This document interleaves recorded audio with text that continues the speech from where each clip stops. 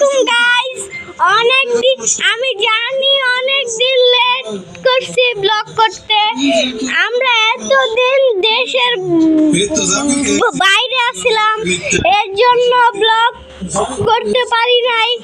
আজকে থেকে আগের মতো সব সময় ব্লগ হবে, আপনারা ব্লগ পাবেন।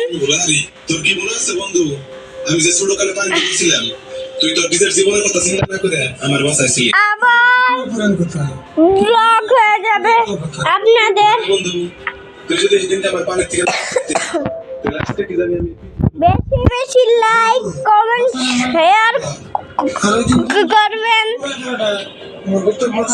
তারপরে নিজের জীবনের কথা তাড়াতাড়ি 1 লাখ সাবস্ক্রাইবার করবেন যেন আমি সিলভার প্লে বাটন পাই।